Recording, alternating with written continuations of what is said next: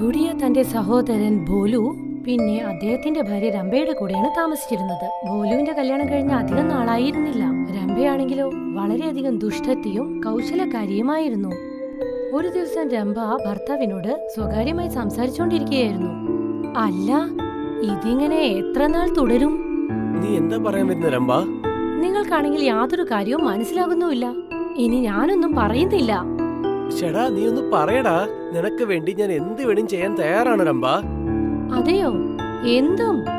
ആ, എന്തായാലും ശരി. അപ്പൊ നിങ്ങളുടെ സഹോദരി എന്തെങ്കിലും ചെയ്യൂ. എന്നെ എന്താ ഇതിനാണോ ഇവിടെ കൊണ്ടുവന്നത്? അതായത് നിങ്ങളുടെ സഹോദരിയുടെ വേലക്കാരിയാണോ ഞാൻ? പക്ഷെ രംഭ, ഗുഡിയ ചേച്ചി നിന്നെക്കാട്ടും കുറെ ജോലി ചെയ്യുന്നുണ്ടല്ലോ.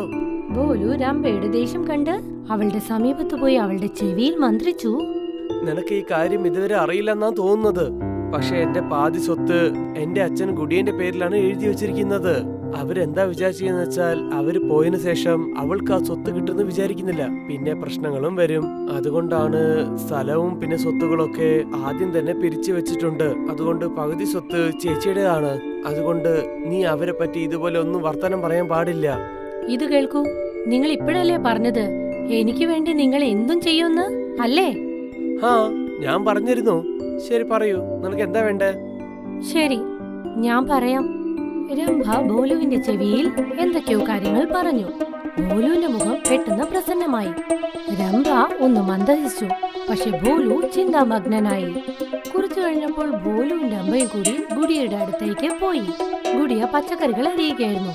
രംഭ മന്ദഹിച്ചുകൊണ്ട് പറഞ്ഞു, ഇങ്ങോട്ട് തരൂ ചേച്ചി, ഞാൻ കട്ട് ചെയ്യാം. ഏയ് വേണ്ട വേണ്ട, ഒരു പ്രശ്നവുമില്ല, ഞാൻ തന്നെ മുറിച്ചോളാം. എന്താ കാര്യം? ഇന്ന് വളരെ സന്തോഷവതിയായി കാണുന്നുണ്ടല്ലോ രംഭ. അത് വന്നിട്ട് ചേച്ചി, ഞാനൊരു പുതിയ ബിസിനസ് തുടങ്ങാമെന്ന് വിചാരിക്കുന്നുണ്ട്. രംഭയുടെ അച്ഛനും ഇപ്പോൾ സിറ്റിയിലാണ് ഉള്ളത്. അദ്ദേഹം എന്താ പറഞ്ഞെന്ന് വെച്ചാൽ ഞാനിപ്പോൾ ബിസിനസ് സ്റ്റാർട്ട് ചെയ്താൽ അദ്ദേഹം എന്നെ സഹായിക്കാമെന്ന് പറഞ്ഞിരുന്നു. അങ്ങനെയാണോ? ഇത് വളരെ വലിയൊരു കാര്യമാണല്ലോ ഭോലു. പിന്നെ എന്താ സംശയം? എന്നെ വിട്ടു പോകാൻ നിനക്കെന്താ തോന്നുന്നില്ലേ? അതെ ചേച്ചി, അത് തന്നെയാ കാര്യം. പിന്നെ വേറൊരു കാര്യമുണ്ട്, അത് ഭയം കൊണ്ട് ഞങ്ങൾക്ക് പറയാൻ പറ്റുന്നില്ല. ചേച്ചി സമ്മതിക്കുകയാണെങ്കിൽ ഞാൻ പറയട്ടെ. ഗുഡിയ ഭോലുവിന്റെ വിഷമിച്ച മുഖം കണ്ടിട്ട് രംഭയോട് ചോദിച്ചു, എന്താ നിങ്ങളുടെ പ്രശ്നം? നീ തന്നെ പറ രംഭ. അതായത് വിഷമം എന്താണെന്ന് വെച്ചാൽ ഇദ്ദേഹത്തിന്റെ കയ്യിൽ ഒരുപാട് പണമൊന്നും ഇല്ല ചേച്ചി. ഇദ്ദേഹം വിചാരിച്ചിരിക്കുന്നത് അദ്ദേഹത്തിന്റെ ഭൂമി വിറ്റിട്ട് കുറച്ച് പണം ഉണ്ടാക്കാമെന്നാണ്. പക്ഷെ അതും നടന്നില്ല. ഓ അതെയോ? അപ്പോ എത്ര പണത്തിന്റെ ആവശ്യമുണ്ട്? ഇതുവരെ പകുതി പൈസയെ സ്വരൂപിക്കാൻ കഴിഞ്ഞിട്ടുള്ളൂ. എന്റെ പേരിലും അച്ഛൻ പാതി സ്വത്തല്ലേ എഴുതി വെച്ചിരിക്കുന്നത്. അദ്ദേഹം അധ്വാനിച്ചുണ്ടാക്കിയ ഭൂമി വിൽക്കാൻ ഞാൻ ആഗ്രഹിക്കുന്നില്ല. പക്ഷെ ഇപ്പോൾ ഭോലുവിന് ആവശ്യമായി വന്നതുകൊണ്ട് എനിക്ക് യാതൊരു സംശയവും ഇല്ല. അതിൽ വന്ന കാര്യം സാധിച്ചതിൽ രംഭയുടെ മുഖത്ത് ഒരു മന്ദഹാസം വന്നു. അങ്ങനെ ഭാര്യയും ഭർത്താവും ചേർന്ന് ഗുഡിയയുടെ സൈൻ വാങ്ങി കുറച്ചു ദിവസങ്ങൾക്കുള്ളിൽ എല്ലാ ഭൂമിയും വിറ്റു തുലച്ചു. ഒരാഴ്ച കഴിഞ്ഞപ്പോൾ എല്ലാവരും ചേർന്ന് ഇന്ന് ട്രെയിനിൽ കയറി നഗരത്തിലേക്ക് പോകുകയാണ്. ഞാൻ ഇന്ന് വരെ നഗരത്തിൽ പോയിട്ടേയില്ല. പക്ഷെ അച്ഛൻ പറഞ്ഞത് എന്നെ ഏതെങ്കിലും ദിവസം കൊണ്ടുപോകുമെന്നാണ്. അതെ ചേച്ചി, അതുകൊണ്ടല്ലേ നമ്മൾ സിറ്റിയിലേക്ക് പോകുന്നത്. അതുകൊണ്ട് അച്ഛന്റെ ആഗ്രഹവും നടക്കാൻ പോകുന്നുണ്ടല്ലോ. നീ എന്നെ നിങ്ങളുടെ കൂടെ കൂട്ടി വലിയ കാര്യം ചെയ്തത് പോലും. എനിക്ക് ഒറ്റക്ക് താമസിക്കാൻ ഒട്ടും തന്നെ ഇഷ്ടമല്ല. അല്ല ചേച്ചി, നിങ്ങളുടെ കാരണം കൊണ്ടാണ് നഗരത്തിലേക്ക് പോകാനുള്ള പണം റെഡിയായത്. പിന്നെ ഇദ്ദേഹത്തിന്റെ ബിസിനസിന്റെയും. എനിക്ക് ഇത്ര മാത്രമല്ലേ ചെയ്യാൻ കഴിയൂ രംഭ. അങ്ങനെ സംസാരത്തിനിടയിൽ ഒരുപാട് സമയം കടന്നുപോയി. മൂവരും ഏതോ ഒരു സ്റ്റേഷനിലേക്ക് എത്തിച്ചേർന്നു. ഭോലുവും രംഭയും ഗുഡിയയും സ്റ്റേഷനിലേക്ക് ഇറങ്ങി വന്നു. എന്താ, നമ്മൾ നഗരത്തിലേക്ക് എത്തിയോ ഭോലു? അതെ ചേച്ചി, നമ്മൾ വന്നിട്ടുണ്ട്. എനിക്ക് വല്ലാതെ വിശക്കുന്നുണ്ട്. ഇല്ല രംഭേ? ആ, എനിക്ക് വിശക്കുന്നുണ്ട്. അങ്ങോട്ടേക്ക് നോക്കൂ, അതൊരു സമൂസ കടയാണെന്നാ തോന്നുന്നത്. ഞാൻ ഒരുപാട് കേട്ടിട്ടുണ്ട്. എനിക്കത് കഴിക്കണമെന്നുണ്ട്. ആ ശരി, നിങ്ങൾ ക്യൂവിൽ പോയി നിന്നോളൂ, എന്നിട്ട് സമൂസ വാങ്ങിക്കോളൂ. ശരി, നിങ്ങൾ പറയുന്നത് പോലെ ഭോലുവും രംഭയും ട്രെയിനിൽ കയറിയിരുന്നു. ഗുഡിയാണെങ്കിലോ സമൂസ വാങ്ങാൻ വേണ്ടി ക്യൂ നിൽക്കുന്നുണ്ടായിരുന്നു. രംഭ, നീ പറയുന്നൊക്കെ ശരിയായിട്ട് വരുമോ? നിങ്ങളൊന്നും മിണ്ടാതിരിക്കേ. നമുക്ക് ഇങ്ങനെ ഒരു അവസരം കിട്ടുകയില്ല. നിങ്ങളൊന്ന് ശാന്തനായി ഇരിക്കൂ. ഇതിൽ യാതൊരു വിഷമവും വേണ്ട. യഥാർത്ഥത്തിൽ രംഭയും ഭോലുവും ഗുഡിയെ അവിടെ തന്നെ വിട്ട് തിരിച്ചു പോകാനുള്ള ശ്രമത്തിലായിരുന്നു. കാരണം പണം കിട്ടിയതിനു ശേഷം ഗുഡിയ അവർക്കൊരു ശല്യമായി മാറി. കുറച്ചു സമയം കൊണ്ട് ട്രെയിൻ അവിടെ നിന്ന് പോയി. ഗുഡിയാണെങ്കിലോ സമൂസയും വാങ്ങി മറ്റു രണ്ടുപേരെയും കാത്തിരിക്കുകയായിരുന്നു. എനിക്കറിയില്ല അവർ രണ്ടുപേരും എപ്പോ വരുമെന്ന്. സമോസയാണെങ്കിൽ തണുത്തു പോകുന്നുണ്ട്. സാരമില്ല, ബോലു ഒന്ന് ഇങ്ങോട്ട് വന്നോട്ടെ. ഇന്ന് ഞാൻ നന്നായി വഴക്ക് പറയും. നിഷ്കളങ്കയായ ഗുഡിയ. അവൾ ചെറുപ്പം മുതലേ ബോലുവിനെ ഇത്രയേറെ സ്നേഹിച്ചിരുന്നു. അവൻ അവളുടെ സ്വന്തം സഹോദരനല്ലായിരുന്നെങ്കിൽ പോലും ആ ബോലുവാണ് ഗുഡിയെ ഇന്ന് തനിച്ച് റെയിൽവേ സ്റ്റേഷനിൽ ഒറ്റയ്ക്കായി പോയത്. കുറച്ചു സമയം കഴിഞ്ഞപ്പോഴേക്കും ഇരുട് വ്യാപിച്ചു തുടങ്ങി. ഗുഡിയ പെട്ടെന്ന് എഴുന്നേറ്റു. എന്നിട്ട് സമീപത്ത് നിന്ന സ്റ്റേഷൻ മാസ്റ്ററോട് ചോദിക്കാൻ തുടങ്ങി. അല്ല മാസ്റ്റർ സർ, എന്റെ കൂടെ സഹോദരനും അദ്ദേഹത്തിന്റെ പത്നിയും ഉണ്ടായിരുന്നു. ഞാൻ മണിക്കൂറുകളായി അവരെ കാത്തിരിക്കുകയാണ്. പക്ഷെ അവർ ഇതുവരെ വന്നില്ല. അങ്ങനെയാണോ? നോക്കുമോളെ, ഇതുവരെ ഇവിടെ ഇങ്ങനത്തെ പ്രശ്നം ഉണ്ടായിട്ടില്ല. പക്ഷേ എനിക്കിത് പറയാൻ തന്നെ വല്ലാതെ വിഷമമുണ്ട്. അത് എന്താണെന്ന് വെച്ചാൽ അവര് രണ്ടുപേരും വേണ്ടത്രയാണ് നിന്നെ ഇട്ടിട്ട് പോയിരിക്കുന്നത്. ഇല്ല ഇല്ല, അങ്ങനെയൊന്നും സംഭവിക്കുകയില്ല. എന്റെ പോലും ഒരിക്കലും എന്നോടത് ചെയ്യില്ല. അവനു വേണ്ടിയാ ഞാൻ ഈ സമൂസ മുഴുവൻ വാങ്ങി വെച്ചത്. പക്ഷെ അവൻ ഇതുവരെ തിരിച്ചു വന്നില്ല. ഇവിടെ നോക്കുമോളെ, ഞാൻ പല വർഷങ്ങളായിട്ട് ഇവിടെ സ്റ്റേഷൻ മാസ്റ്റർ ആയിട്ട് നിൽക്കുകയാണ്. പിന്നെ ഞാൻ ഇതുപോലെ പല സംഭവങ്ങളും ഇതുപോലെ കണ്ടിട്ടുണ്ട്. ഒരു പക്ഷേ അവർ നിന്നെ മറന്നു വിട്ടിട്ട് പോയിട്ടുണ്ടെങ്കിൽ ഈ നേരത്തെ അവർ തിരിച്ചു വന്ന് നിന്നെ കൂട്ടിക്കൊണ്ടു പോയിട്ടുണ്ടാവും. ഗുഡിയയുടെ കണ്ണിൽ നിന്നും കണ്ണുനീർ വന്നു. അവൾക്ക് ഈ കാര്യങ്ങൾ വിശ്വസിക്കാനേ പറ്റിയില്ല. അതായത് യഥാർത്ഥത്തിൽ ബോലു അവളോടിങ്ങനെ ചെയ്യുമെന്ന്. എനിക്ക് ഉറപ്പായിട്ട് തോന്നുന്നുണ്ട് മോളെ, അവര് രണ്ടുപേരും നിന്നെ വിട്ടിട്ടാണ് പോയിട്ടുള്ളത്. ബോലു, രംഭാ. 2 ദിവസം കടന്നുപോയി. ഗുഡിയ ഇതുവരെ ഒരു തുള്ളി ഭക്ഷണം കഴിച്ചില്ല. അവളുടെ അവസ്ഥ വളരെ മോശമായി കൊണ്ടേയിരുന്നു. സ്റ്റേഷൻ മാസ്റ്റർ അവളുടെ ഈ അവസ്ഥ കണ്ട് അവൾക്കായി ഭേൽപുരി വാങ്ങിക്കൊണ്ടുവന്നു. ഇത് നോക്കുമോളെ, എനിക്കൊരു പെണ്ണുണ്ടെങ്കിൽ അവള് നിന്നെ പോലെ തന്നെയാണ് ഉണ്ടാവുക. അവള് ചെറുപ്പത്തിൽ തന്നെ കാണാതെ പോയി. നീ കഷ്ടപ്പെടുന്നത് എനിക്ക് കാണാൻ സഹിക്കാൻ പറ്റുന്നില്ല. നീ ഒരു കാര്യം ചെയ്യ്, നീ എന്റെ കൂടെ വീട്ടിലേക്ക് വന്നേക്ക്. പിന്നെ ഇതാ വളരെ അത്ഭുതമായിട്ട് നല്ല കാര്യമാണ് കൊണ്ടുവന്നിരിക്കുന്നത്. ഇത് കഴിച്ചോ മോളെ? എനിക്ക് കഴിക്കാൻ തോന്നുന്നില്ല മാസ്റ്റർ. എനിക്കോ യാതൊരു കാര്യവും മനസ്സിലാകുന്നില്ല. ഇത് നോക്കുമോളെ, വളരെ കുറച്ച് കഴിച്ചാൽ മതി. എന്റെ ഭാര്യ വളരെ നന്നായിട്ട് ഭക്ഷണം ഉണ്ടാക്കും. നീ ഇങ്ങനെ തന്നെ സ്റ്റേഷനിൽ ഇരിക്കുന്നത് അത് വളരെ നല്ല കാര്യമല്ല മോളെ. ഗുഡിയയുടെ കണ്ണുകൾ ഇപ്പോൾ സ്തബ്ധമായിരുന്നു. അവൾക്കിപ്പോൾ യാതൊരു വികാരങ്ങളും വന്നില്ല. പക്ഷെ അവൾ ബേൽപുരി കഴിച്ചപ്പോഴേക്കും അവളുടെ മനസ്സൊന്ന് ശാന്തമായി. നല്ല രുചിയുണ്ട്. ശരി, വാ മോളെ, ഇപ്പൊ വീട്ടിലേക്ക് പോവാം. ഞാൻ എന്റെ ഭാര്യനടുത്ത് മുമ്പ് തന്നെ പറഞ്ഞു വെച്ചിട്ടുണ്ട്. അവൾ തീർച്ചയായിട്ടും നിനക്ക് എന്തെങ്കിലും ചെയ്തു വെച്ചിട്ടുണ്ടാവും. ഗുഡിയ സ്റ്റേഷൻ മാസ്റ്ററുടെ വീട്ടിലേക്ക് വന്നു. അവൾ അദ്ദേഹത്തോടും അദ്ദേഹത്തിന്റെ ഭാര്യയോടുമായി പറഞ്ഞു, ഞാൻ ആഗ്രഹിക്കുന്നില്ല ദിവസം മുഴുവനും ഞാൻ ഈ വീട്ടിൽ വാടക തരാതെ താമസിക്കുമെന്ന്. ദയവ് ചെയ്ത് എനിക്ക് എന്തെങ്കിലും ഒരു ജോലി തരൂ മാസ്റ്റർ. ഈ നോക്കുമോളെ, സ്റ്റേഷനിൽ എനിക്ക് തന്നെ ഒരു കടയുണ്ട്. നീ അത് നിനക്ക് ഇഷ്ടം പോലെ തോന്നുമാതിരി നീ ചെയ്താൽ മതി. പിന്നെ എന്തുപോലെ നിനക്ക് ഉണ്ടാക്കണം ചെയ്താൽ നീ അതുപോലെ ചെയ്തോളൂ. ആ മോളെ, ഞാനും നിന്നെ കടയിൽ വന്ന് സഹായിക്കാം. ഞാൻ പകല് മുഴുവൻ ഇവിടെ വെറുതെ ഇരിക്കുകയാണ്. എനിക്ക് വല്ലാത്ത ഏകാന്തത തോന്നുന്നു. എന്റെ മനസ്സ് ഒട്ടും സുഖമില്ലായിരുന്നു. പക്ഷെ ആ ബേൽപുരി കഴിഞ്ഞപ്പോൾ എനിക്ക് വല്ലാതെ സന്തോഷം തോന്നി. ഞാനും അത് തന്നെ വിൽക്കും. ശരി മോളെ, ഞങ്ങളുടെ എല്ലാ അനുഗ്രഹങ്ങളും നിന്റെ കൂടെ തന്നെ ഉണ്ടാകും. കുറച്ചു ദിവസങ്ങൾ കഴിഞ്ഞു. ഗുഡിയയുടെ കട നല്ല രീതിയിൽ നടക്കുന്നുണ്ടായിരുന്നു. ഗുഡിയ ബേൽപുരി ഒരു പ്രത്യേക രീതിയിലാണ് ഉണ്ടാക്കിക്കൊണ്ടിരുന്നത്. ചട്നിയെല്ലാം ചേർത്ത്. വരൂ, ചട്നി ബേൽപൂരി കഴിക്കൂ. മധുരമോ എരിവോ ഏത് രീതിയിൽ കഴിക്കണോ അങ്ങനെ ഉണ്ടാക്കി തരാം. കടയിലേക്ക് ഒരുപാട് പേർ വരാൻ തുടങ്ങി. കുറച്ചു ദിവസങ്ങളെ ആയുള്ളൂവെങ്കിലും ബേൽപുരി കട വളരെ നല്ല രീതിയിൽ മുന്നോട്ട് പോകാൻ തുടങ്ങി. സ്റ്റേഷൻ മാസ്റ്റർ വന്നു. ഇപ്പോൾ കുറച്ച് ദിവസം ആയിട്ടുള്ളൂ. അതിൻ്റെ ഉള്ളിൽ ഇപ്പോൾ നിന്റെ കട വളരെ നന്നായിട്ട് പോകുന്നുണ്ടോ? ഇതേപോലെ പോയിക്കൊണ്ടിരുന്നാൽ നീ തീർച്ചയായിട്ടും വലിയ വ്യാപാരിയാവും. അച്ഛനും ഇങ്ങനെ പറയാണോ? അച്ഛാ? ഇത് കേട്ട് സ്റ്റേഷൻ മാസ്റ്ററുടെ കണ്ണുകളിൽ നിന്നും കണ്ണുനീർ വരാൻ തുടങ്ങി. അദ്ദേഹത്തിന് തോന്നി ഗുഡിയ തങ്ങളെ തന്റെ മാതാപിതാക്കളായി അംഗീകരിച്ചു കഴിഞ്ഞു എന്ന്. നീ ഇപ്പോൾ ഞങ്ങളുടെ തന്നെ മകളാണ് ഗുഡിയ. എന്ത് കാര്യങ്ങളുണ്ടായാലും ഞങ്ങൾ നിന്റെ കൂടെ ജീവിതകാലം മുഴുവനും ഉണ്ടാകും. നിങ്ങൾ രണ്ടുപേരും ആ സമയത്താണ് മാതാപിതാക്കളായി വന്നത്. അതായത് എനിക്ക് ഏറ്റവും കൂടുതൽ ആവശ്യമുണ്ടായ സമയത്ത്. നിങ്ങൾ രണ്ടുപേരും എനിക്ക് ഈശ്വരനിൽ കുറഞ്ഞതൊന്നുമല്ല. കുറച്ചു മാസങ്ങൾ കടന്നുപോയി. ഇപ്പോൾ ഗുഡിയയുടെ പേരിൽ ആ സ്റ്റേഷനിൽ തന്നെ 4 കടകൾ ഉണ്ടായിരുന്നു. അങ്ങനെ കുറച്ചു മാസങ്ങൾ കഴിഞ്ഞ് അവിടെ ഒരു പ്രത്യേക സംഭവം നടന്നു. ബോലുവും രംഭയും ഗുഡിയയുടെ കടയിലേക്ക് വന്നു. ഒരു ബേൽപൂരി തന്നേക്ക്. അല്ല ബോലു, നീ ചേച്ചി നിങ്ങളിവിടെ എന്താണ് ചെയ്തോണ്ടിരിക്കുന്നത്? ആരെങ്കിലും ദയവ് തോന്നി കടയിൽ ജോലി കൊടുത്തിട്ടുണ്ടാകും. ശരി, ഇപ്പൊ ഞങ്ങക്ക് 2 ബേൽപൂരി താ. ശരി, ഇപ്പോൾ കൊണ്ടുവരാം. 2 പേരും ബേൽപൂരി കഴിച്ചുകൊണ്ട് സംസാരിച്ചു നിൽക്കാൻ തുടങ്ങി. ശരി, ഇപ്പൊ നിങ്ങൾക്ക് യാതൊരു വിഷമവും ഇല്ലല്ലോ? ഒന്നുമില്ലെങ്കിൽ ഇവൾക്ക് എന്തെങ്കിലും ഒരു ജോലി കിട്ടിയില്ലേ? ആ, പുറപ്പെടാം. അപ്പോഴാണ് അങ്ങോട്ടേക്ക് സ്റ്റേഷൻ മാസ്റ്റർ വന്നത്. എന്നിട്ട് ഗുഡിയോട് പറഞ്ഞു, ഇവിടെ നോക്കുമോളെ, നമ്മുടെ 4 കടയിൽ നിന്ന് പങ്ക് നമുക്ക് വന്നിട്ടുണ്ട്. പിന്നെ സന്തോഷമുള്ള കാര്യം കേൾക്ക്. എന്താ കാര്യം അച്ഛാ? ഈ മാസത്തിൽ വന്നിരിക്കുന്ന ലാഭം നമുക്ക് ലക്ഷക്കണക്കിനാണ് വന്നിരിക്കുന്നത്.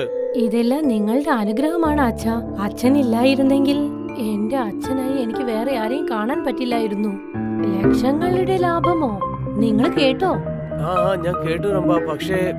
പക്ഷേ ഒന്നുമില്ല. നിങ്ങൾ എന്റെ കൂടെ വാ. രംഭ ബോലുവിനെയും കൊണ്ട് ഗുഡിയയുടെ അടുത്തേക്ക് എത്തി.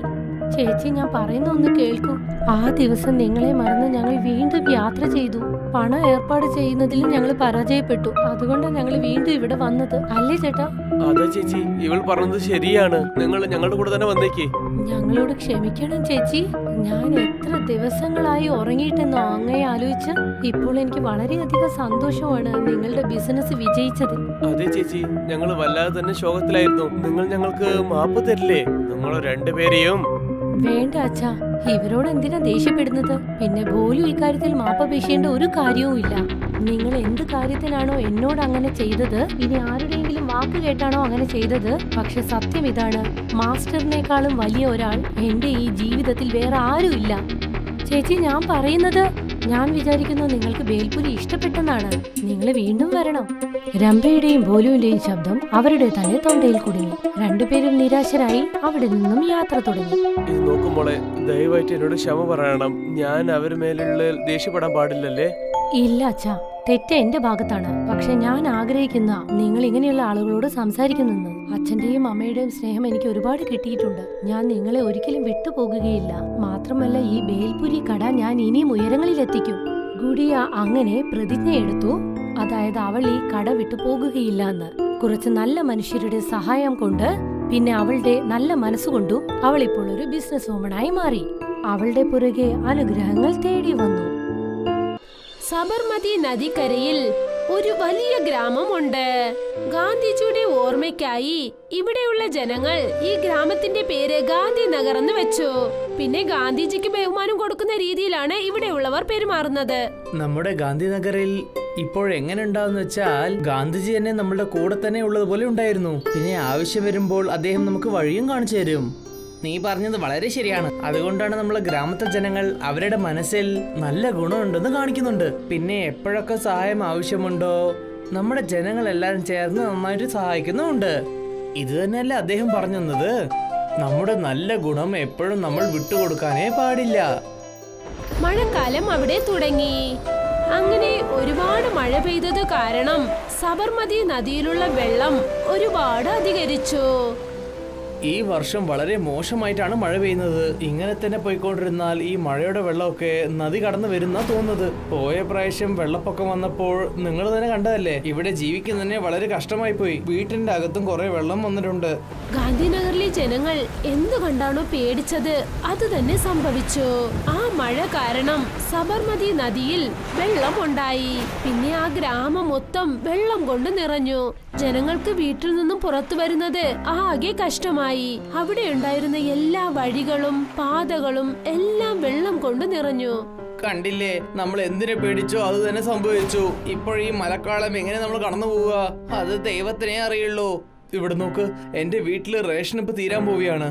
മഴ പെയ്യുന്ന വെള്ളം കൊണ്ട് എല്ലാ വഴികളും അടച്ചിട്ടെന്നാ തോന്നുന്നത്. ഗ്രാമത്തെ വിട്ട് പുറത്തു പോകുന്നത് വളരെ കഷ്ടമാണ്. ഗാന്ധിനഗറിൽ വെള്ളപ്പൊക്കം ഉണ്ടായതുകൊണ്ട് നഗരത്തിലുണ്ടായിരുന്ന എല്ലാ കണക്ഷനും പോയി. ഇപ്പോൾ ഗ്രാമത്തിലെ ജനങ്ങളുടെ കയ്യിൽ അവരുടെ വീട്ടിനകത്ത് എത്രയാണോ പലവ്യഞ്ജന സാധനങ്ങൾ ഉണ്ടായിരുന്നത്, പതുക്കെ പതുക്കെ എല്ലാ സാധനങ്ങളും കുറയാൻ തുടങ്ങി. ഇവിടെ നോക്ക് കിഷൻ, വീട്ടിൽ വെച്ചിരുന്ന എല്ലാ റേഷനും തീർന്നും പോയി. നിന്റെ വീട്ടിൽ എന്തെങ്കിലും ഉണ്ടെങ്കിൽ അതെനിക്ക് തരുമോ? എന്റെ വീട്ടിലുണ്ടായിരുന്ന സാധനങ്ങളൊക്കെ ഇന്നലെ രാത്രി തന്നെ തീർന്നു പോയി. ഇന്ന് അതുകൊണ്ടാണ് ഞങ്ങൾ രാവിലെ പോലും ഭക്ഷണം കഴിച്ചില്ല. ഇതുപോലെ ജനങ്ങളെല്ലാം വിശപ്പ് കൊണ്ട് മരിക്കേണ്ട ഒരു അവസ്ഥ എത്തിച്ചേർന്നു. ഇക്കാര്യം അറിഞ്ഞതും തന്നെ മറ്റൊരു ഗ്രാമത്തിലുണ്ടായിരുന്ന ഒരാൾ പ്രണവ് ഈ ഗ്രാമത്തിൽ വന്ന് പാനിപൂരി വ്യാപാരം ചെയ്യണമെന്ന് കരുതി. അയാൾ ഒരു വള്ളം എടുത്തുകൊണ്ട് ആ സ്ഥലത്തേക്ക് പാനിപൂരി വിൽക്കാനായി വന്നു. വരൂ ചേട്ടാ, പാനിപൂരി കഴിച്ചോളൂ. 10 രൂപയ്ക്ക് 5 പാനിപൂരി കിട്ടും. പ്രണവിന്റെ ശബ്ദം കേട്ട് ഒരുപാട് ജനങ്ങൾ അവരുടെ വീട്ടിന്റെ തട്ടിൻ പുറത്തു നിന്നും അവന് മറുപടി നൽകി. പിന്നെ പാനിപൂരി ചോദിച്ച് അവനോട് പറഞ്ഞു. പ്രണവ് സുനിതയുടെ വീട്ടിലേക്ക് പാനിപൂരി കൊടുക്കാനായി പോയി. അപ്പോഴാണ് ആ വെള്ളപ്പൊക്കത്തിൽ നിന്നും ഒരു വലിയ അല വന്നത്. അത് കാരണം അവന്റെ വള്ളം മുങ്ങിപ്പോയി. രക്ഷിക്കൂ, ആരെങ്കിലും രക്ഷിക്കൂ, എനിക്ക് നീന്താൻ അറിയില്ല, ആരെങ്കിലും രക്ഷിക്കൂ, രക്ഷിക്കൂ. പക്ഷേ വെള്ളത്തിന്റെ വേഗത വളരെ അധികമായിരുന്നു. മറ്റുള്ളവർ കരുതിയാൽ പോലും അവന് സഹായിക്കാൻ പറ്റാതായി. അവസാനം പ്രണവ് ആ വെള്ളത്തിന്റെ വേഗതയിൽ ആ ഗ്രാമത്തിൽ നിന്നും മറ്റൊരു ഗ്രാമത്തിലേക്ക് എത്തിച്ചേർന്നു. ഒരു മരത്തണലിൽ ചെന്നവൻ നിന്നു. എന്റെ ദൈവമേ, ഇന്ന് ഞാൻ മരിച്ചിട്ടുണ്ടാവല്ലോ. ആ തോണി വെച്ചിട്ട് എനിക്ക് പാനിപൂരി വിൽക്കാൻ പറ്റില്ലെന്ന് തോന്നുന്നു. നമ്മൾ ഇതിന് വേറെ എന്തെങ്കിലും വഴി കണ്ടേ പറ്റുള്ളൂ. പ്രണവ് കാട്ടിൽ നിന്നും തന്റെ വീട്ടിലേക്ക് പോവുകയായിരുന്നു. അപ്പോഴാണ് അവനത് ശ്രദ്ധിച്ചത്. ആകാശത്തിൽ കൂടി പോയിക്കൊണ്ടിരുന്ന ഒരു മേഘത്തിനെ. അവന്റെ മനസ്സിൽ ഒരു ചിന്ത തോന്നി. അതായത് മേഘം കൊണ്ടൊരു കപ്പൽ ഉണ്ടാക്കണമെന്ന്. പിന്നെ അതിൽ പാനിപൂരി വിൽക്കണമെന്ന് കരുതി. പിന്നെ അവൻ ആ മേഘം കൊണ്ട് അടുത്തേക്ക് ചെന്നു. ഞാൻ ഇവിടെ വന്നിട്ട് കുറച്ച് മേഘങ്ങൾ എടുക്കാൻ പറ്റുമോ? എനിക്കൊരു തോണി ആവശ്യമാണ്. ഇവിടെയുള്ള എല്ലാ മേഘങ്ങളും പ്രകൃതിയുടെയാണ്. നീ ഇത് നിനക്ക് വേണ്ടി ധാരാളമായിട്ട് ഉപയോഗിക്കാം. പക്ഷെ ഒരു കാര്യം നീ മറക്കാൻ പാടില്ല. പക്ഷെ നീ എപ്പോഴെങ്കിലും ഈ മേഘങ്ങൾ വെച്ചിട്ട് നിന്റെ സ്വാർത്ഥയ്ക്ക് വേണ്ടി ഉപയോഗിച്ചാൽ പിന്നെ അത് തന്നെ നിനക്ക് എല്ലാ പ്രശ്നവും തരും. ശരി, ഞാൻ എപ്പോഴും എന്റെ സ്വാർത്ഥയ്ക്ക് വേണ്ടി ഉപയോഗിക്കില്ല. ശരി, നിങ്ങൾ കുറച്ച് വേഗമായിട്ട് എനിക്ക് കുറച്ച് മേഘങ്ങൾ തരുമോ? ഞാൻ കുറച്ച് പാനിപൂരി വിൽക്കാനുണ്ട്. പ്രണവ് ആകാശത്തു നിന്നും കുറച്ച് മേഘങ്ങൾ എടുത്തു. പിന്നെ അതുകൊണ്ടൊരു കപ്പലുണ്ടാക്കി അതിൽ പാനിപൂരി കൊണ്ടുവന്നു. പിന്നീട് ഗാന്ധിനഗറിലേക്ക് അവൻ അതിൽ പോയി. ഇത്തവണയും വേഗതയിലുള്ള അലകൾ വരുന്നുണ്ടായിരുന്നു. ആ അലകളെല്ലാം പ്രണവിന്റെ മാന്ത്രിക മേഘ കപ്പലിൽ വന്നിടിച്ചു. പക്ഷെ അതുകൊണ്ട് ആ കപ്പലിന് ഒന്നും സംഭവിച്ചില്ല. കണ്ടില്ലേ, ഞാനിപ്പോൾ മേഘങ്ങൾ കൊണ്ടാണ് പാനിപൂരി വിൽക്കാൻ പോകുന്നത്. ഇനി ഈ വെള്ളപ്പൊക്കം എന്നെ ഒന്നും ചെയ്യില്ല. പ്രണവ് വീണ്ടും പാനിപൂരി വിൽക്കാനായി ശബ്ദമുണ്ടാക്കാൻ തുടങ്ങി. വരൂ ഏട്ടാ, പാനിപൂരി കഴിക്കാൻ വരൂ. ശുദ്ധമുള്ള പാനിപൂരിയാണ്. പ്രണവിന്റെ ശബ്ദം കേട്ട് സുനിത അവരുടെ തട്ടിൻ പുറത്തേക്ക് വന്നു. എന്നിട്ട് പ്രണവിനെ വിളിച്ചു. അല്ല ചേട്ടാ, നിങ്ങൾക്ക് സുഖാണോ? അന്ന് നിങ്ങളുടെ കപ്പൽ ഈ വെള്ളത്തിൽ മുഴുകിപ്പോയില്ലേ? ഇന്ന് നിങ്ങളൊന്ന് ശ്രദ്ധിക്കണേ. നിങ്ങളൊന്നും വിഷമിക്കണ്ട അനിയത്തി, ഇന്ന് അതുപോലെ ഒന്നും നടക്കില്ല. ഇന്ന് എന്റെ അടുത്ത് മേഘം തോണിയുണ്ട്. ഇപ്പോഴൊരു വലിയ അല വന്നാലും എന്നെ ഒന്നും ചെയ്യില്ല. നിങ്ങൾ പാനിപൂരി മാത്രം കഴിക്കേ. നന്നായിട്ട് വിശക്കുന്നുണ്ട്. 20 രൂപയ്ക്ക് നൽകൂ. പ്രണവ് 20 രൂപയ്ക്ക് പാനിപൂരി സുനിതയ്ക്ക് അവരുടെ വീട്ടിന്റെ തട്ടിൻ പുറത്തേക്ക് കൊണ്ടുപോയി കൊടുത്തു. പിന്നെ തന്റെ മാന്ത്രിക മേഘക്കപ്പൽ എടുത്തുകൊണ്ട് മറ്റൊരു വീടിനെ നോക്കി അവൻ പുറപ്പെട്ടു. കിഷൻ ഇതൊക്കെ ശ്രദ്ധിക്കുന്നുണ്ടായിരുന്നു. പിന്നെ അദ്ദേഹം പ്രണവിനെ അങ്ങോട്ട് വിളിച്ചു. എന്റെ ചേട്ടാ, നിങ്ങൾ വന്നത് വളരെ നന്നായി. കുറെ ദിവസങ്ങളായിട്ട് ഞങ്ങൾ ഭക്ഷണം കഴിച്ചിട്ട് ഇപ്പോൾ പാനിപൂരി കൊണ്ടാണ് ഞങ്ങൾ വയറ് നിറക്കേണ്ടത്. വേഗം എനിക്കൊരു പ്ലേറ്റ് പാനിപൂരി തരൂ. പ്രണവ് ഒരു പ്ലേറ്റ് പാനിപൂരി ചെയ്ത് കിഷന്റെ കയ്യിൽ അത് നൽകി. കിഷൻ ഒരുപാട് വിശപ്പോടെ ഇരുന്നത് കൊണ്ട് പെട്ടെന്ന് പാനിപൂരി കഴിച്ച് അത് തീർത്തു. ചേട്ടാ, ഇന്നൊരു പ്ലേറ്റ് തരാൻ പറ്റുമോ? ഇപ്പോൾ പ്രണവ് പാനിപൂരി ചെയ്യാൻ തുടങ്ങി. പിന്നെ കിഷൻ അത് കഴിക്കാൻ തുടങ്ങി. ഒരുപാട് സമയം ഇങ്ങനെ നടന്നുകൊണ്ടേയിരുന്നു.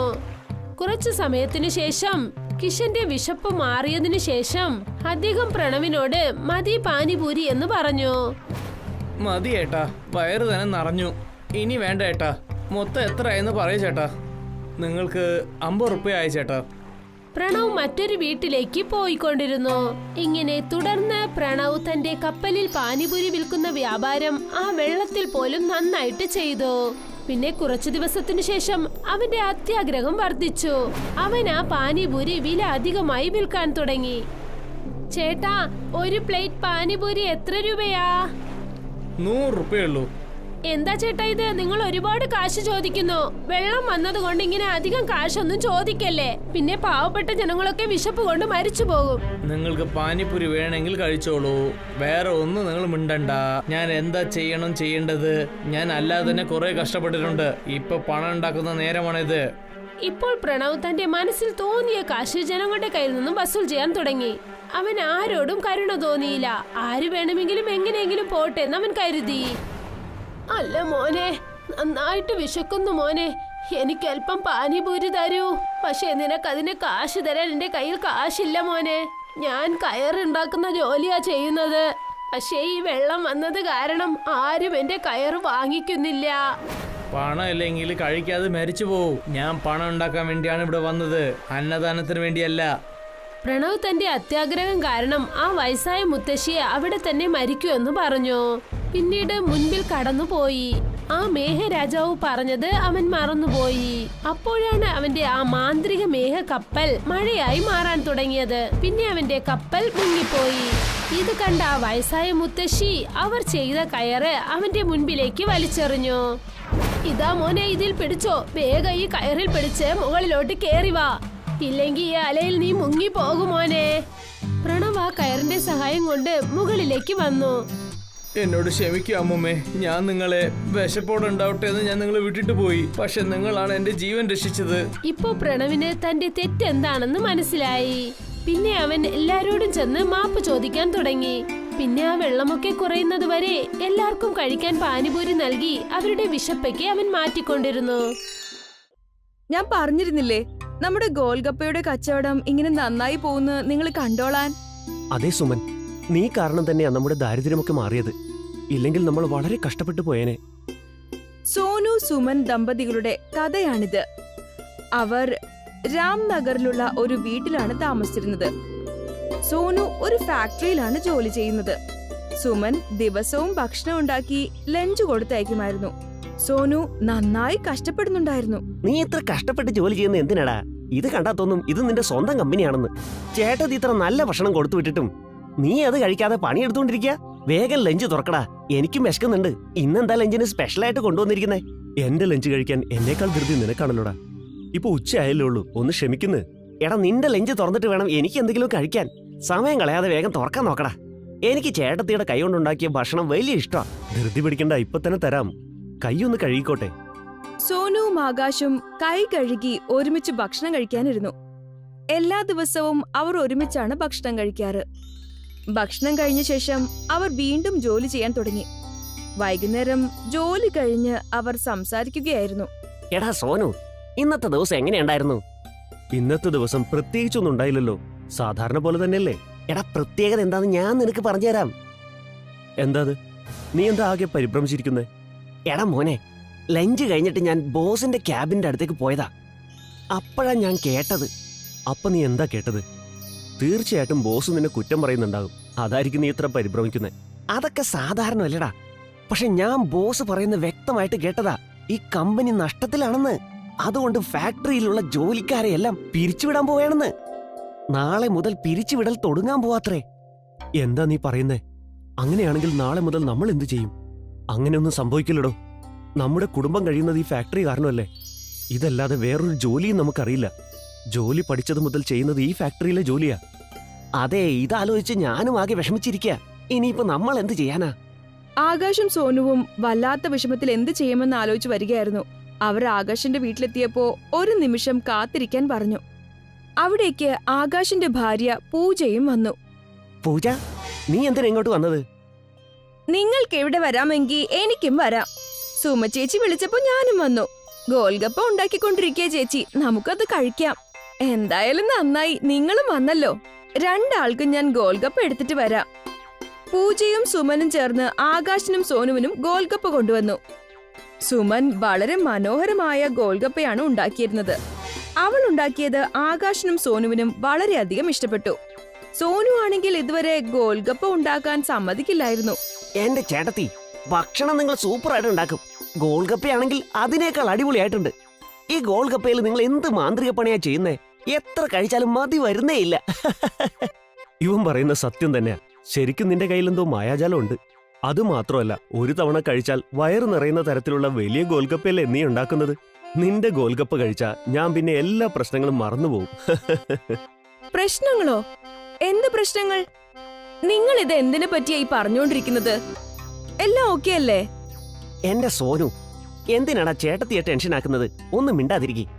ഇല്ല, എനിക്കും അറിയണം നിങ്ങൾക്ക് രണ്ടാൾക്കും എന്താ ഇത്ര ടെൻഷൻ. ഇന്ന് നിങ്ങൾ രണ്ടാളും ഒന്നും മിണ്ടാതിരിക്കുന്നത് എന്തുകൊണ്ടാണെന്ന് പറയേ. ആകാശിനും സോനുവിനും തന്റെ ഭാര്യമാരോട് ഒന്നും പറയാൻ ആഗ്രഹമില്ലാഞ്ഞിട്ട് കൂടി ഫാക്ടറിയിലെ അവസ്ഥയെക്കുറിച്ച് എല്ലാ കാര്യങ്ങളും അവരോട് വിവരിച്ചു കൊടുത്തു. അതോടുകൂടി അവരുടെ ഭാര്യമാരും ശരിക്കും ടെൻഷൻ അടിക്കാൻ തുടങ്ങി. എന്നാൽ കുറച്ചു ദിവസത്തിനു ശേഷം ശരിക്കും ആ ഫാക്ടറി അടച്ചുപൂട്ടി. ഇനി നമ്മൾ എന്ത് ചെയ്യും? നിങ്ങളുടെ ജോലിയും പോയി, നമ്മുടെ കയ്യിലുള്ള റേഷൻ സാധനങ്ങളും തീരാനായി. ഞാൻ ജോലിക്ക് വേണ്ടി ശ്രമിക്കുന്നുണ്ട്. പക്ഷെ എന്ത് ചെയ്യാനാ? ജോലി എന്തെങ്കിലും കിട്ടിയിട്ട് വേണ്ടേ? വേറെ ജോലിയൊന്നും കിട്ടിയില്ലെങ്കിൽ വീട്ടിലെ കാര്യങ്ങളൊക്കെ എങ്ങനെ നടക്കും? സുമൻ, നന്നായി വിശക്കുന്നുണ്ട്. എന്തെങ്കിലും കഴിക്കാൻ എടുക്ക്. കഴിക്കാനായിട്ട് ഇവിടെ ഒന്നുമില്ല. പിന്നെ 4 ഗോൽഗപ്പ ബാക്കിയുണ്ട്. അതിന്റെ കുറച്ച് വെള്ളം ഇരിപ്പുണ്ട്. എന്നാ പിന്നെ അതെടുത്തോ. 2 നിനക്കും കഴിക്കാം, 2 എനിക്കും കഴിക്കാം. നാളത്തെ കാര്യം നാളെ ആലോചിക്കാം.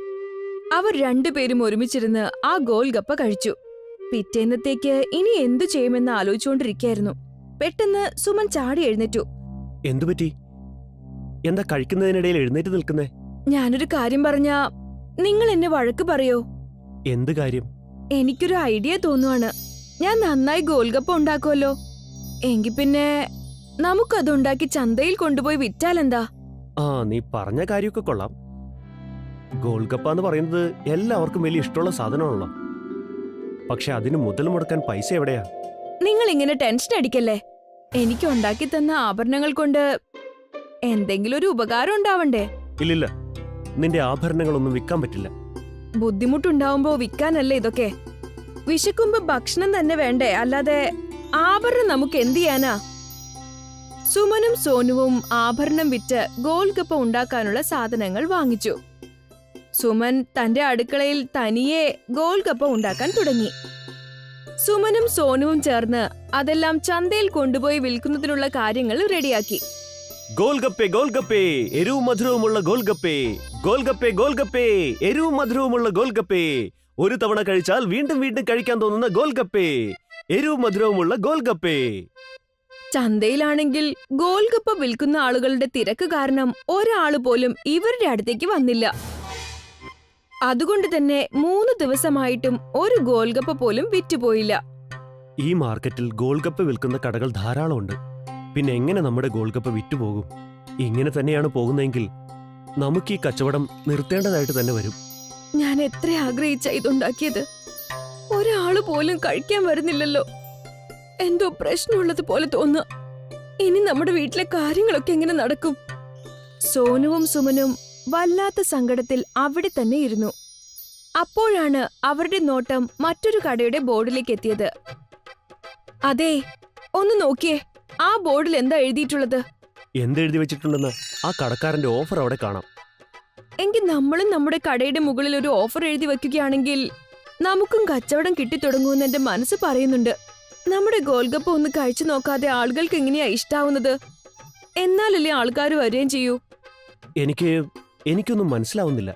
സുമൻ സോനുവിനോട് വിശദമായി സംസാരിച്ചു. അത് കേട്ട് സോനു മറ്റു ചില സാധനങ്ങൾ പുറത്തുനിന്ന് വാങ്ങിക്കൊണ്ടുവന്നു. അവൾ ഒരു വലിയ ഗോൽഗപ്പ ഉണ്ടാക്കിയിട്ട് അതിന് ബാഹുബലി ഗോൽഗപ്പ എന്ന് പേരുമിട്ടു. എന്തായത്? നീ ശരിക്കും ഒരു ബാഹുബലി ഗോൽഗപ്പ ഉണ്ടാക്കിയല്ലോ. ഇനി എല്ലാവരും ഈ ഗോൽഗപ്പ കഴിക്കാനായി നമ്മുടെ കടയിലേക്ക് ഉറപ്പായിട്ടും വരും. ഈ ബാഹുബലി ഗോൽഗപ്പയിൽ ഞാനൊരു 100 രൂപ കൂടി വച്ചിട്ടുണ്ട്. നമ്മുടെ കടയിൽ നിന്നും ഈ ബാഹുബലി ഗോൽഗപ്പ കഴിക്കുന്നവർക്ക് 100 രൂപ സമ്മാനമായി കിട്ടും. ഇവരുടെ ഈ ഓഫർ വളരെ പെട്ടെന്ന് തന്നെ മാർക്കറ്റിലുള്ള എല്ലാവരും ശ്രദ്ധിക്കാൻ തുടങ്ങി. അതുകൊണ്ട് തന്നെ ബാഹുബലി ഗോൽഗപ്പ കാണാൻ പോലും വലിയ തിരക്കുണ്ടായി. നിങ്ങൾ എല്ലാവരും കേട്ടോളൂ. ആരാണോ ഈ ബാഹുബലി ഗോൽഗപ്പ മുഴുവനായി കഴിക്കുന്നത് അയാൾക്ക് 100 രൂപ സമ്മാനമുണ്ട്. ഈ മത്സരത്തിൽ പങ്കെടുക്കാൻ താല്പര്യമുള്ളവരെല്ലാവരും തന്നെ വേഗം ഈ വശത്തേക്കൊന്ന് മാറി നിൽക്കൂ. ഈ ബാഹുബലി ഗോൽഗപ്പ ആരാണോ കഴിക്കുന്നത് അയാളെ ബാഹുബലി എന്ന് വിളിക്കപ്പെടും. സോനു ഇങ്ങനെ വിളിച്ചു പറയുന്നത് കേട്ട് 2 പേർ മത്സരിക്കാനായി എത്തി. എന്നാൽ അവർക്ക് അത് കഴിച്ചു തീർക്കാനായില്ല. അവരാണെങ്കിൽ ആ മത്സരത്തിൽ തോറ്റുപോയി. ഇത് കണ്ട് ബാഹുബലി ഗോൽഗപ്പ കഴിക്കാനായി ആളുകളുടെ തിരക്കായി. അവിടെ ഒരു വലിയ ക്യൂ തന്നെ വന്നു. എന്റെ ചേട്ടാ, ഇവിടത്തെ ഗോൾഗപ്പയ്ക്ക് ഒരു പ്രത്യേക സ്വാദാണല്ലോ. ഈ മത്സരം എനിക്ക് ജയിക്കാൻ കഴിഞ്ഞില്ലെങ്കിലും നിങ്ങളുടെ ബാഹുബലി ഗോൾഗപ്പയുടെ സ്വാദ് എനിക്ക് വലിയ ഇഷ്ടമായി കേട്ടോ. എന്റെ ചേട്ടാ, ഈ സിമ്പിൾ ഗോൾഗപ്പ കഴിച്ച് കഴിച്ച് ഞങ്ങൾ ബോറടിച്ചിരിക്കുകയായിരുന്നു. അപ്പോഴാ നിങ്ങളുടെ ഈ ബാഹുബലി ഗോൾഗപ്പ വരുന്നത്. ഇത് കാണുന്നതേ മനുഷ്യന്റെ വായിൽ വെള്ളം ഊറി തുടങ്ങും. എന്റെ ചേട്ടാ, ഒന്ന് കഴിച്ചു നോക്കുന്നേ. ഈ ചന്തയിൽ ബാഹുബലി ഗോൾഗപ്പ വേറെ ഇല്ല. ഒരു തവണ കഴിച്ചു കഴിഞ്ഞാൽ പിന്നെ നിങ്ങൾ തീർച്ചയായും രണ്ടാമതും വാങ്ങി കഴിക്കും. എന്താ ചേട്ടാ പറയുന്നേ?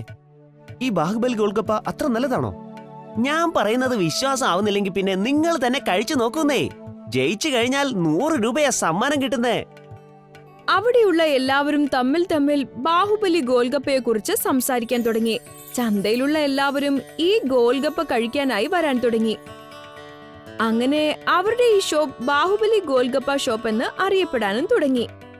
ഈ ചന്തയിൽ ഒരു നദ്ദി ഫൈൽമാൻ എന്നു പേരുള്ള ആളുണ്ടായിരുന്നു. അയാൾ എല്ലാ ഗോൽഗപ്പ ഷോപ്പിൽ പോയിട്ട് ഫ്രീ ആയി കഴിക്കുമായിരുന്നു. അയാൾ സോനുവിന്റെ കടയിൽ നിന്നും അങ്ങനെ കഴിക്കാനായി വന്നു. ഓഹോ, ചന്തയിൽ പുതിയൊരു കട തുടങ്ങിയിരിക്കുന്നു അല്ലേ? വേഗം തന്നെ ഒരു 5 പ്ലേറ്റ് ഗോൽഗപ്പ എനിക്കുണ്ടാക്കി തന്നേ. ഗോൽഗപ്പ എന്തായാലും ഞാൻ നിങ്ങൾക്ക് ഉണ്ടാക്കി തരാം. കഴിച്ചു കഴിഞ്ഞ് തീർച്ചയായും നിങ്ങൾ അഭിപ്രായം പറയണം. മാത്രമല്ല 5 ഗോൽഗപ്പ മുഴുവൻ കഴിക്കുകയാണെങ്കിൽ 1 വർഷം മുഴുവൻ ഫ്രീ ആയി നിങ്ങൾക്ക് ഞാൻ ഗോൽഗപ്പ തരും. അല്ല, ഇത്രയേ ഉള്ളൂ കാര്യം. ഒരു കാര്യം ചെയ്, ഈ മത്സരത്തിൽ ഒരു കാര്യം കൂടി നീ കൂട്ടിച്ചേർത്തോ. ഒരു ഗോൽഗപ്പയല്ല, 5 ബാഹുബലി ഗോൽഗപ്പകൾ ഞാൻ നിനക്ക് തിന്ന് കാണിച്ചു തരാം. 5 എണ്ണം. നിങ്ങൾക്ക് ഈ ഗോൽഗപ്പ കഴിക്കാൻ പറ്റിയില്ലെങ്കിൽ ഈ ഫ്രീ ആയിട്ട് ഗോൽഗപ്പ കഴിക്കുന്ന പരിപാടി അങ്ങ് നിർത്തിയേക്കണം. ശരി, ഞാൻ സമ്മതിച്ചിരിക്കുന്നു. നദ്ദു ഫൈൽവാന്റെ അടുത്ത് 5 ബാഹുബലി ഗോൽഗപ്പകൾ കൊണ്ടുപോയി വെച്ചു. അയാൾ അത് കഴിക്കാൻ ആരംഭിച്ചു.